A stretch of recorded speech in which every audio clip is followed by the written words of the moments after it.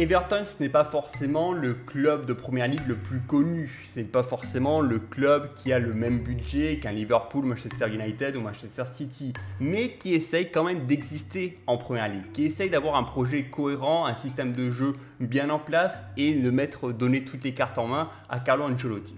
Il n'hésite pas, année après année, d'investir des millions et des millions d'euros sur le marché des transferts pour essayer de proposer un petit peu plus de concurrence en première ligue. Il faut savoir que depuis 2016, ils ont investi 600 millions d'euros sur pas mal de joueurs sur le marché des transferts. Et malheureusement, les résultats n'ont jamais été au rendez-vous. La meilleure place a été en 2017 où ils ont accroché une 7e place. À part ça, c'est très délicat. L'an passé, ils terminent 12e, ils changent d'entraîneur au cours de la saison et font appel à Carlo Ancelotti.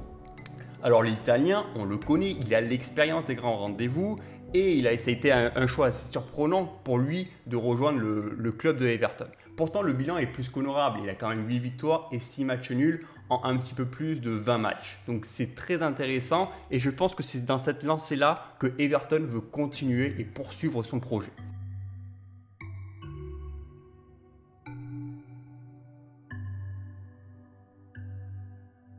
Malgré les pertes financières assez importantes ces 4 dernières années, Everton ne s'essouffle pas. Il donne aujourd'hui les pleins pouvoirs à Carlo Ancelotti, ce qui prouve vraiment une réelle confiance entre la direction et son coach.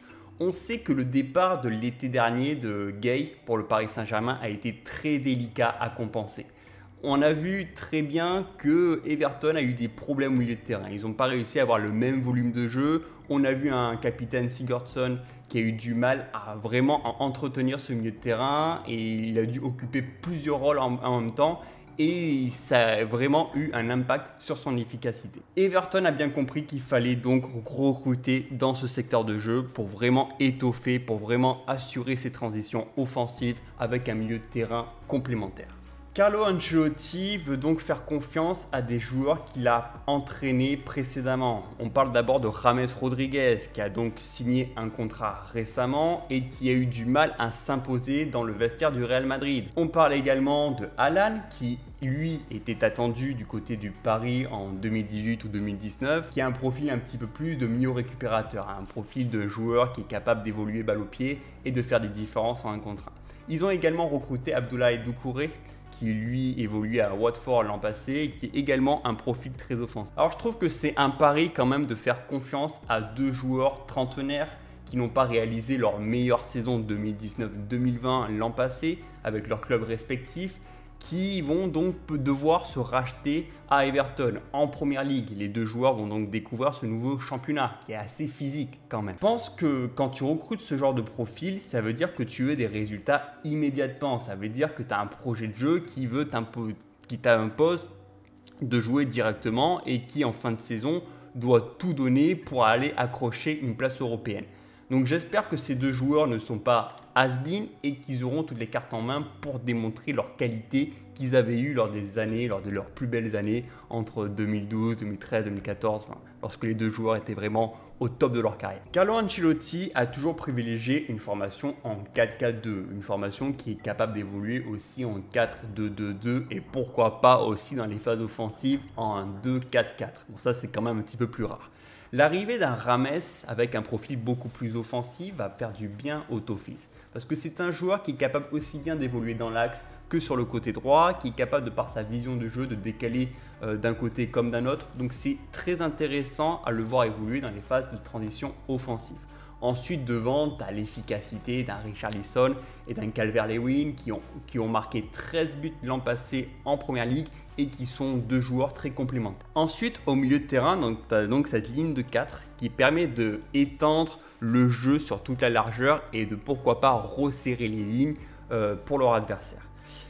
Everton, ce n'est pas une équipe qui a tendance à presser très haut. C'est une équipe qui a tendance surtout à attendre le ballon, à observer les mouvements des autres joueurs, à observer comment est-ce que l'adversaire va évoluer sur le terrain. C'est une équipe qui va attendre d'avoir le ballon entre les jambes. Il y a aussi une intelligence de placement entre Richarlison et Calvert-Lewin qui sont probablement les deux meilleurs joueurs de Everton l'an passé.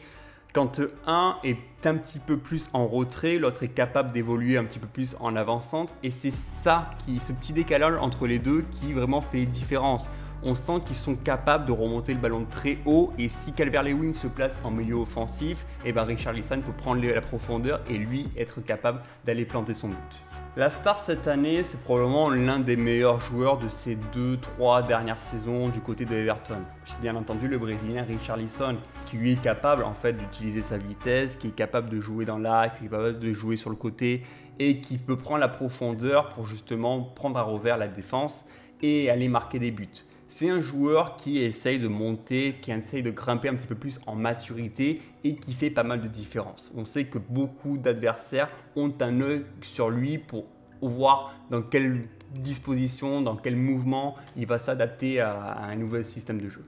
Alors le projet de Everton, franchement, ça passe ou ça casse. Parce que faire appel à des recrues qui ont entre 25 et 30 ans, ça veut dire que tu veux des résultats immédiatement. Ça veut dire que tu ne te projettes pas sur du long terme. Tu veux un résultat, tu veux accrocher une place européenne en fin de saison et tu fais vraiment confiance à ton technicien italien pour faire la différence. La seule certitude du projet de Everton, c'est vraiment de donner toutes les cartes en main à Carlo Ancelotti. Un entraîneur qui a justement une expérience, qui a plus de 20 ans derrière lui, qui a su monter des projets, que ce soit au Milan AC, que ce soit c'est lui qui a gagné la Décima avec le Real Madrid. C'est lui qui justement, avec son profil, sa communication, son expérience, qui va vraiment pouvoir mener cette équipe au plus haut. Et ça, c'est important, je pense, pour un coach d'avoir une telle confiance. D'avoir vraiment toutes les cartes en main pour bâtir un projet et pour construire une équipe sur le papier, sur le terrain. Maintenant, c'est facile d'avoir des discours d'un entraîneur, mais maintenant, il faut voir comment est-ce que les joueurs vont s'adapter à cette nouvelle situation. On sait très bien que Everton a décidé d'étoffer un petit peu plus son milieu de terrain, c'est une bonne chose je trouve, mais est-ce que les joueurs vont être réceptifs aux nouvelles consignes du coach? Ensuite, ce qui me pose problème aussi par rapport au recrutement, c'est qu'ils ont quand même recruté des profils assez offensifs, alors que tu sais que tu as quand même l'importance d'un Sigurdsson qui est déjà en place depuis bien longtemps et qui lui aussi a un profil offensif, et je pense que Alan va se retrouver peut-être un petit peu trop seul dans la récupération. Et peut-être que ça, c'est un problème que Carlo Ancelotti va pouvoir résoudre rapidement. Je n'ai rien contre les équipes ambitieuses. Je trouve que c'est bien justement que Everton essaye de se donner les moyens pour aller, pourquoi pas, titiller les gros clubs anglais en première ligue. Après, ce qui me fait peur, c'est le fait que la direction donne peut-être trop de pouvoir à Ancelotti. Et si, dès les premiers matchs, les résultats ne sont pas au rendez-vous, j'ai peur que le technicien italien saute directement et qu'il n'arrive même pas à terminer la saison. Donc après, je n'espère pas, j'espère vraiment que Everton a quand même conscience qu'ils ont entre leurs mains l'un des meilleurs entraîneurs de ces 10 dernières années et qu'ils vont tout faire pour répondre à ces attentes.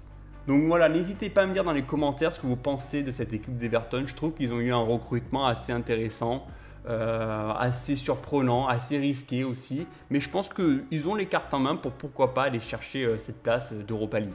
Après, je pense que la concurrence en Première Ligue est tellement forte que c'est compliqué pour eux d'aller accrocher un top 4, un top 5. Mais bon, après, je pense qu'ils ont quand même les cartes en main et à eux de démontrer, bien entendu, sur le terrain.